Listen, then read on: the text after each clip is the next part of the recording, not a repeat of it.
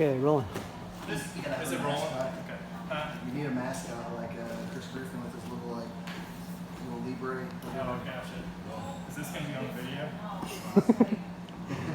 You can edit it. So this pass that I like really well, and I use it a lot, is a pass where if the guy keeps breaking me down, or maybe my posture's not really good, or maybe I'm just really tired and I don't feel like keep fighting back up. Or maybe I voluntarily go here. I'm going to put my head on his chest and I'm going to get a good underhook. And this hand is actually going to control near his hip so that I can start walking my hips out this way. Oh, I don't want his hips to follow me, so I'll even kind of get to a straight arm here. Now, what I'm going to do is bring my weight forward enough to where my right hip, the hip bone is just past his thigh here, and I'm controlling his leg. And then I'm going to bring the hand from his hip to his leg, and I'm going to keep my head down, and I'm going to start walking forward this way. And I want to build some tension into this leg. And then what I'm going to do is take my hand just slightly up so that I can even push a little bit onto his calf. So once I'm here, I'm kicking back.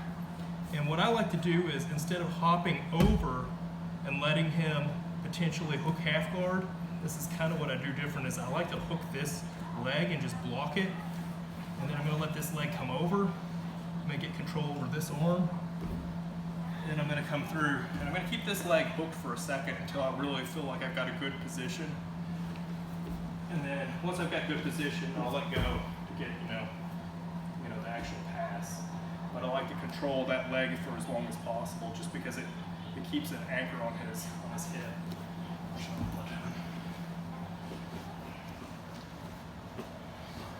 So I'm broken down.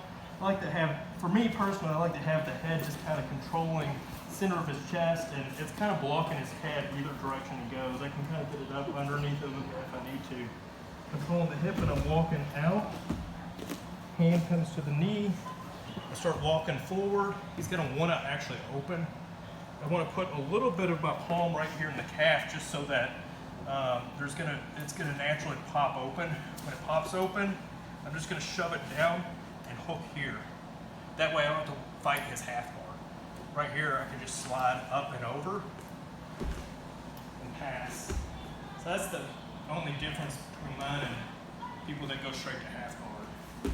I'm in a pretty good position here. But that's a pass that if Ethan, you can get good at it, would be a pretty good one.